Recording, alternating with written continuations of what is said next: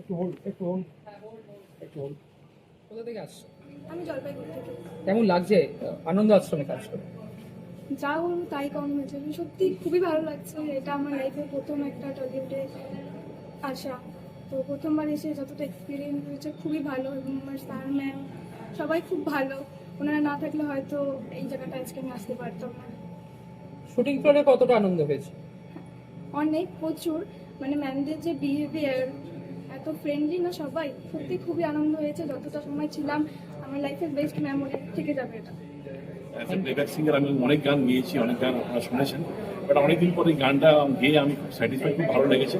খুব মেলোডিয়াস গান, এবং বাকি যে দুটি গান সেই গান দুটিও খুব সুন্দর।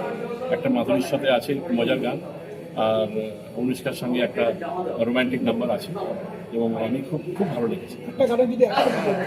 ভুলে গেছো হয়তো আমার, ভুলিনি গো আজও তোমার। এত সহজে কি ভুলে যেতে পারি, স্মৃতিগুলি আজও কাদা।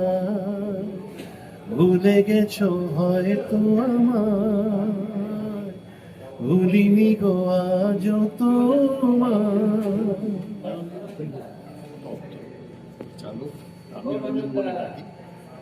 রঞ্জন একটা নতুন কনসেপ্ট নিয়ে কাজটা করেছে, এবং আমার সব থেকে ভালো লেগেছে সেটা হচ্ছে যে প্রচুর, সেই অর্থে শিশু শিল্পী বলা উচিত এবং নতুন শিল্পী, তাদের নিয়ে ও কাজ করেছে। সেই কাজ করাটা খুব সোজা ব্যাপার নয়, খুবই শক্ত। তার সাথে আমরা গুটি কয়েক আছি যারা হয়তো একটু আগে কাজ করেছি, যেমন লাবণী আছে, কৌশিক আছে, আরও অনেকে আছে।